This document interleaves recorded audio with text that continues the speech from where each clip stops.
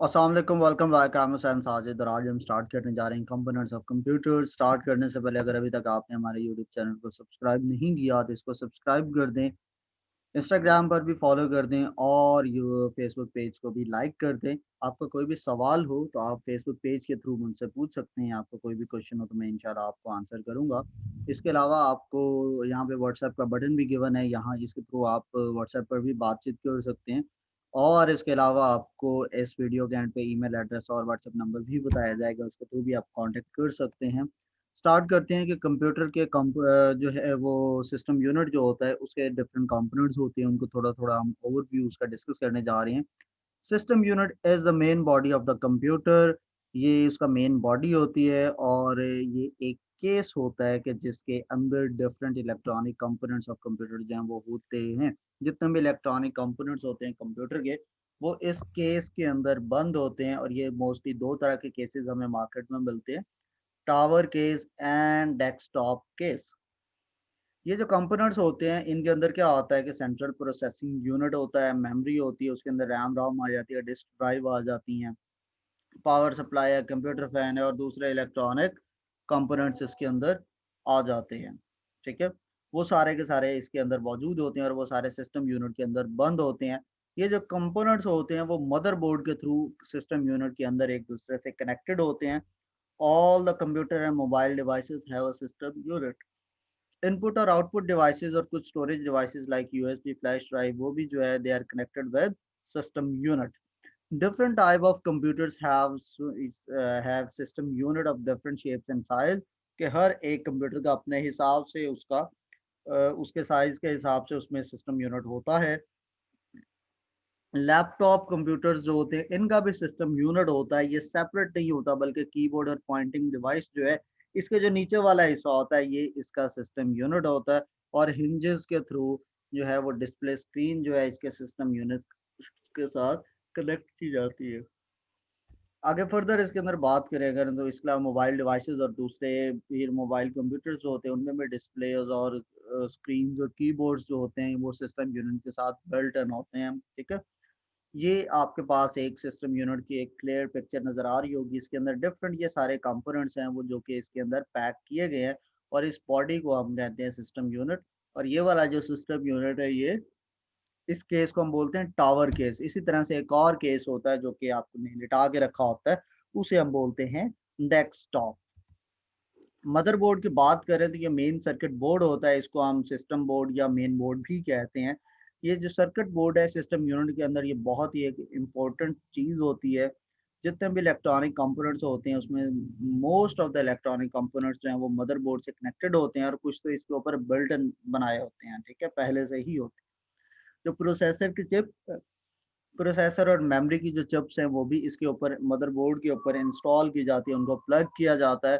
और मदरबोर्ड के अंदर इसके अलावा सॉकेट्स या स्लॉट्स भी होती हैं जहाँ पर इलेक्ट्रॉनिक कंपोनेंट्स लगाए जाते हैं। जो एक्सटर्नल इलेक्ट्रॉनिक कंपोनेंट्स होते हैं वो इन स्लॉट्स और पोर्ट्स हम आगे पढ़ेंगे उनके थ्रू जो है वो कनेक्टेड होते हैं। ये एक मदरबोर्ड की बड़ी क्लियर पिक्चर है जो आपको बड़े अच्छे से नज़र आ रही होगी।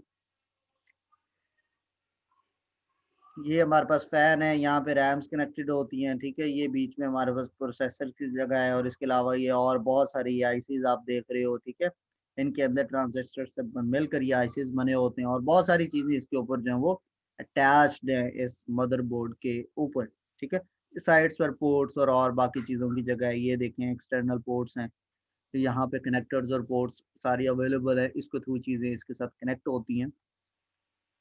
फिर अगर हम सीपीयू की बात करें तो इसको हम सिंपली सीपीयू जो है इसको हम सीपीयू भी कहते हैं और सेंट्रल प्रोसेसिंग यूनिट भी कहते हैं। ये कंप्यूटर का जो है बहुत ही इम्पोर्टेंट पार्ट होता है और इसको प्रोसेसर भी कहा जाता है। सीपीयू जो है इसको कंप्यूटर का ब्रेन कंसिडर किया जाता है और ये डिफरेंट ऑपरेशंस जो होते हैं डेटा के ऊपर ये परफॉर्म करता है according to the given instructions. और इसके अलावा बाकी भी कंप्यूटर के तमाम ऑपरेशंस जो होते हैं वो सीपीयू मैनेज कर रहा होता है। सीपीयू जो है पर्सनल कंप्यूटर के अंदर जो है उसको हम माइक्रो प्रोसेसर का नाम भी देते हैं सीपीयू को। और ये मदरबोर्ड के ऊपर जो है वो सिस्टम यूनिट के अंदर मदरबोर्ड के ऊपर ये लगाया जाता है सीपीयू। ये बेसिकली एक सिंगल चिप होती है और आजकल जो मोस्ट ऑफ द प्रोसेसर्स हैं उनकी जो चिप है उनके जो मैन्युफैक्चरर्स हैं वो मल्टी कोर प्रोसेसर्स हमें प्रोवाइड कर रहे हैं। मल्टी कोर प्रोसेसर क्या है कि एक सिंपल चिप है जिसके अंदर दो या दो से ज़्यादा प्रोसेसर्स को मिलाया जाता है। हर जो प्रोसेसर होता है उसे हम कोर या सिंपली कोर का नाम देते हैं। तो मल्टीपल जब प्रोसेसर्स आते हैं तो उसको हम मल्टीपल कोर का नाम देते हैं। ऑपरेटिंग सिस्टम जो है वो हर प्रोसेसर को सेपरेट प्रोसेसर के तौर पर देख रहा होता है मल्टी कोर के अंदर भी। और मल्टी कोर प्रोसेसर जो है वो उसकी कंप्यूटर की परफॉर्मेंस जो है ओवरऑल उसको बढ़ा देता है। ये इसकी एक स्टैंडर्ड सी पिक्चर है। इसके अंदर आपको ये नज़र आ रहा है किस तरह से ये हमारे पास सेंट्रल प्रोसेसिंग यूनिट होता है। इसके अंदर हर काफ़ी ज़्यादा चीज़ें होती हैं जो इसके अंदर पूरा एक सर्किट्स बना होता है और प्रोसेसिंग पावर सारी की सारी इसी के अंदर होती है। फर्दर अगर हम बात करें तो सीपीयू जो है इसके दो मेन यूनिट्स होते हैं, कंट्रोल यूनिट और अरिथमेटिक एंड लॉजिक यूनिट्स। ये जो कंपोनेंट्स हैं they work together to perform different operations in a computer system. जो कंट्रोल यूनिट होता है ये क्या होता है कि ये मोस्ट इंपॉर्टेंट कंपोनेंट होता है सीपीयू का। ये जो है कंप्यूटर और इसके जो दूसरे कंपोनेंट्स होते हैं उनके मोस्ट ऑफ द जो ऑपरेशंस है उनको कंट्रोल भी कर रहा होता है और उनको आपस में कोऑर्डिनेशन भी ये करवा रहा होता है। Control unit CU, for example, control unit receives data and instruction from input devices and store them in main memory. Similarly, it sends the output to the output devices। कि हमने पढ़ा था कि रैम के अंदर जो है मेमोरी जो होती है, प्रोसेसर में डेटा आने से पहले भी रैम में होता है और प्रोसेसर के अंदर प्रोसेसिंग के बाद भी डेटा मेन मेमोरी यानी रैम के पास जाता है। तो कंट्रोल यूनिट इन इंस्ट्रक्शंस को भेज भी रहा होता है, उनको रिसीव भी कर रहा होता है। कंट्रोल यूनिट जो होता है वो एग्जीक्यूशन जो है को वो मैनेज कर रहा होता है of certain instructions of programs. ये सबसे पहले क्या करता है, it fetch the instructions and data from the memory unit. की ये रैम के अंदर से आपका जो इंस्ट्रक्शंस है और डेटा है उसको फेच करता है, उसको डीकोड करता है यानी उसको ट्रांसलेट करता है इजी चीज़ों के अंदर जिससे कि वो उसको अंडरस्टैंड कर सके। और फिर जो वो इंस्ट्रक्शंस को डिकोड कर लेता है तो उसको डिफरेंट जो इंस्ट्रक्शंस होती है उनको वन बाय वन उसको एग्जीक्यूट करता है। If there is an arithmetic or logical operation, control unit issues a command signal to arithmetic logic unit ALU to perform the required operation of data। यानी कि ये एक जो अरिथमेटिकली यानी जो मैथमेटिकल कैलकुलेशन का पोर्शन हो और लॉजिकल ऑपरेशंस हो, तो इस तरह का जब भी कोई ऑपरेशन आता है तो कंट्रोल यूनिट खुद नहीं करता। इन दैट केस वो उसी सीपीयू के अंदर जो दूसरा पार्ट है एएलयू उसको उनमें फॉरवर्ड कर देता है और वो अरिथमेटिक और लॉजिकल ऑपरेशंस को देख रहा होता है। जो अरिथमेटिक एएलयू है, ALU perform addition subtraction multiplication and division. और जो लॉजिकल ऑपरेशंस हैं एएलयू के वो न्यूमेरिकल डेटा को कंपेयर कर रहे होते हैं as well as the alphabetical data. For example, ये सबसे पहले चेक करता है कि number is greater than second और less than second equal to second. इस तरह के लॉजिकल ऑपरेशंस को ये परफॉर्म कर रहा होता है। फिर सीपीयू के अंदर जो होता है प्रोसेसर के अंदर हाई स्पीड स्टोरेज लोकेशंस भी होती हैं। उन हाई स्पीड स्टोरेज लोकेशंस का नाम हम रजिस्टर्स रखते हैं। और रजिस्टर्स जो होते हैं प्रोग्राम के एग्जीक्यूशन के दरमियान में यूज होते हैं and they hold the temporarily hold instruction. कि वो इंस्ट्रक्शन को टेम्परेरीली थोड़े वक्त के लिए उसको स्टोर करती हैं, डेटा को भी। और फिर जो इमीडिएट रिजल्ट्स आते हैं कैलकुलेशन के उनको भी रजिस्टर जो है टेम्परेरीली कुछ टाइम के लिए उस सारे रिजल्ट्स को भी डेटा को भी अपने अंदर स्टोर करते हैं। और इनका साइज जो होता है 2, 4 या 8 बाइट तक का होता है।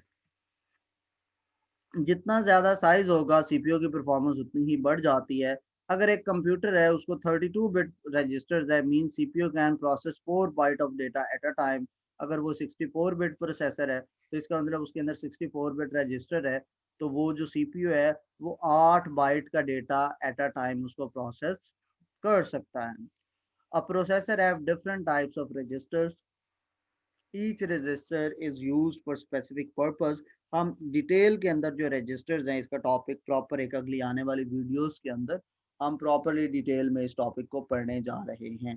फिर मशीन साइकिल होता है, process by which CPU obtain instruction from the memory, decode, execute it and store it the result in memory. ये एक प्रोसेस होता है, ठीक है, जिसके अंदर जो सीपीयू है वो मेमोरी से इंस्ट्रक्शन को गेट करता है, उसको डिकोड करता है, फिर उसे एग्जीक्यूट करता है और फिर जो रिजल्ट होता है मेमोरी में वापस सेव करता है अगर ज़रूरी हो तो। इसको मशीन साइकिल भी कहते हैं और इंस्ट्रक्शन साइकिल भी कहते हैं। सीपीयू जो है यहाँ पे 4 बेसिक ऑपरेशंस को परफॉर्म कर रहा है, fetch, decode, execute and store. और फेचिंग का मतलब होता है कि to obtain the instruction from the memory for taking action in it, कि मेमोरी से वो जो इंस्ट्रक्शन है उन्हें रिसीव करता है ताकि उन इंस्ट्रक्शन पे सीपीयू जो है वो जो कंट्रोल यूनिट है वो कोई ना कोई एक्शन परफॉर्म कर सके। फिर जो कंट्रोल यूनिट होता है डिकोडिंग में क्या करता है, कोई इंस्ट्रक्शन को सिग्नल में ट्रांसलेट करता है ताकि कंप्यूटर इनको अंडरस्टैंड कर सके। कंप्यूटर का जो अंदर जो कंट्रोल यूनिट है ये एनालाइज करता है इन इंस्ट्रक्शन को एंड डिटरमिन करता है कि किस टाइप का जो एक्शन है वो परफॉर्म करने की ज़रूरत है, किस टाइप के एक्शन को परफॉर्म करने की ज़रूरत है। और फिर जो है जो कंट्रोल यूनिट है ये क्या करता है कि जो भी रिक्वायर्ड डेटा होता है मेमोरी से जिसको कि प्रोसेस करना होता है उसे भी ये रीड कर रहा होता है, तो ये प्रोसेस डिकोडिंग के अंदर हो रहा होता है। एग्जीक्यूशन के अंदर क्या होता है कि एग्जीक्यूटिंग के वो क्या इस वाले पॉइंट में क्या करता है कि कंट्रोल यूनिट एक्शन करता है जो डिकोडेड इंस्ट्रक्शंस होती हैं, और डिकोडिंग इंस्ट्रक्शन के बाद या रिक्वायर्ड डेटा गेट करने के बाद जो कंट्रोल यूनिट है वो एग्जीक्यूट कर रहा होता है इंस्ट्रक्शन को, और लास्ट स्टेप में वो उसको स्टोर करता है कि कंट्रोल यूनिट में भी required to store results of executed instruction in memory, अगर जहाँ पर कहीं पर ज़रूरत हो, लेकिन ये हर बारी डेटा स्टोर नहीं होता। प्रोसेसिंग के बाद उसको जस्ट रिजल्ट डिस्प्ले कर दिया जाता है, फिर बात ख़त्म हो जाती है। फर्दर इसके अंदर मेमोरी भी होती है। मेमोरी क्या होती है कि दो चीज़ें होती है, एक मेमोरी और एक स्टोरेज है, और इसमें डिफरेंस क्या आता है, मेमोरी मेमोरी जो है वो टेम्परेरी होती है और स्टोरेज परमानेंट होती है। टेम्परेरी स्टोरेज एरिया होता है डेटा का, इंस्ट्रक्शन का और इंफॉर्मेशन का, और इसके अंदर एक या एक से ज़्यादा चिप्स होती है जो मदरबोर्ड के ऊपर अटैच की गई होती है। और मैयर हम कैसे करते हैं इसको, number of bytes available, kilo bytes में होता है, मेगा बाइट्स में, गीगा बाइट्स में हम मेमोरी को मेयर करते हैं। ठीक है, दो टाइप की मेमोरी होती है, एक वोलेटाइल होती है कि जैसे ही कंप्यूटर की पावर ऑफ होती है तो ये डिलीट हो जाती है। नॉन वोलेटाइल मेमोरी होती है कि जब कंप्यूटर की पावर ऑफ हो जाए उसके बावजूद ये डिलीट नहीं होती। मेमोरी का मतलब क्या होता है कि हम रैम की बात कर रहे हैं। मेमोरी जो है ये चिप्स के ऊपर कंसिस्ट कर रही होती है जिसके के वो रीड और राइट करता है प्रोसेसर और दूसरी डिवाइसेस, और इसको मेन मेमोरी या प्राइमरी मेमोरी भी कहती हैं। और रैम वोलेटाइल मेमोरी होती है, और कंप्यूटर जो है फास्टर रिस्पॉन्ड करता है अगर आपकी रैम की कैपेसिटी ज़्यादा हो। इसके अलावा इसके अंदर रोम भी होता है। रोम क्या है, ये परमानेंट इसके अंदर मेमोरी होती है और ये रीड करता है और बाद में उसको यूज़ भी कर रहा होता है। हम इन फ्यूचर उसको जो है वो स्टोर किया होता है परमानेंटली वो चीज़, और वो कभी भी डिलीट नहीं होती। और नॉन वोलेटाइल मेमोरी का मतलब है कि ये डेटा कभी भी डिलीट नहीं होता। इसके अलावा इसकी फर्दर टाइप्स आती है जिसके अंदर ये पी रोम होती है कि इसके अंदर वेरिएशन करके रोम से के अंदर एक प्रोग्रामेबल रीड ओनली मेमोरी भी बनाई जाती है, एक ब्लैंक चिप है जिसके ऊपर के हम परमानेंटली आइटम्स को स्टोर कर सकते हैं। फिर इसके अंदर एक्सपेंशन स्लॉट्स होती हैं और एक्सपेंशन कार्ड्स होते हैं। एक्सपेंशन स्लॉट जो है ये एक ओपनिंग होती है या सॉकेट्स होती हैं where you can insert circuit board into the motherboard, कि आप ये डिफरेंट चीज़ों को आप इसके अंदर इंसर्ट कर सकते हो। आप इसके मदरबोर्ड के अंदर ये एक्सपेंशन स्लॉट्स होती हैं। और जो है ये जो सर्किट बोर्ड्स होते हैं उनको आप कार्ड या एक्सपेंशन बोर्ड अडेप्टर, ये मल्टीपल नाम भी उनको दिए जाते हैं। और 4 मेजर टाइप्स ऑफ एक्सपेंशन होती हैं, they are found in today's computer, video card, sound card, network card, NIC card. ठीक है, और फिर मॉडेम कार्ड, ये मल्टीपल कार्ड्स होते हैं जो कि इसके साथ अटैच किए जाते हैं।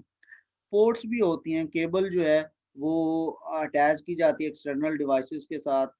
जो एक्सटर्नल डिवाइसेस जो हैं वो एक केबल के थ्रू जो है अटैच होती हैं सिस्टम यूनिट के साथ।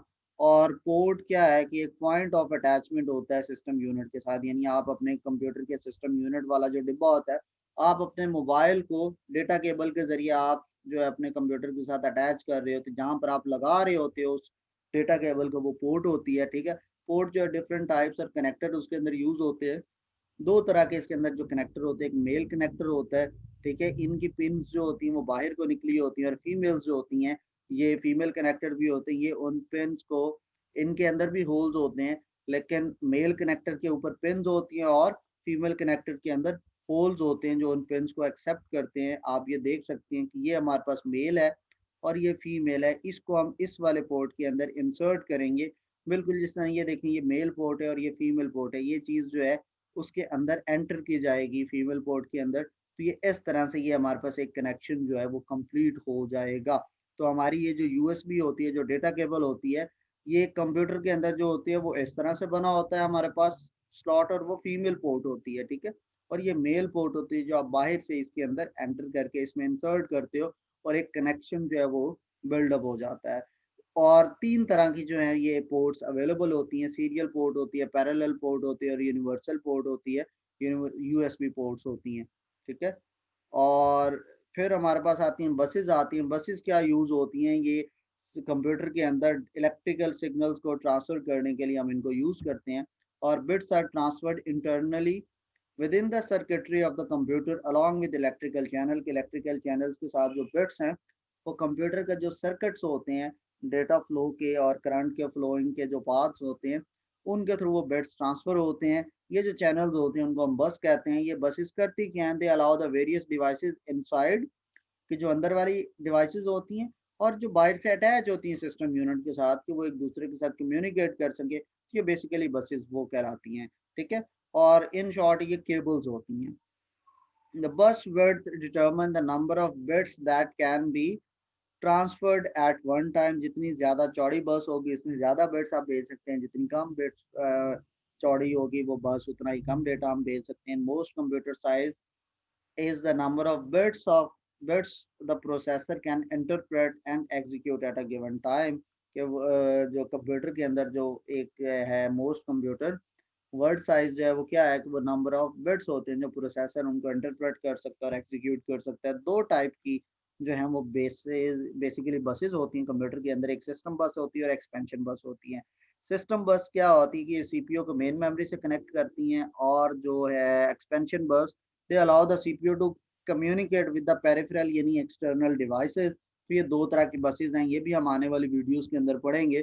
फिर पावर सप्लाई आती है। एक सिस्टम यूनिट का एक इम्पोर्टेंट कंपोनेंट होता है जो एसी करंट को डीसी करंट के अंदर कन्वर्ट कर रहा होता है, ठीक है। तो ये थे हमारे components of computers, and I hope आपने बड़े अच्छे से इसको अंडरस्टैंड किया होगा और आपको ये जो है बड़े अच्छे से क्लियर होगा। स्टिल आपके माइंड में कोई भी डाउट है तो इस गिवन व्हाट्सएप पर आप कांटेक्ट कर सकते हैं, और इसके अलावा इसी ईमेल एड्रेस पर भी आप मुझे ईमेल कर सकते हैं, या ये फेसबुक का एड्रेस है, ये इंस्टाग्राम का एड्रेस है, सेम एड्रेस जो है वो यूट्यूब चैनल का भी है, तो आप उसके थ्रू भी कनेक्ट हो सकते हैं।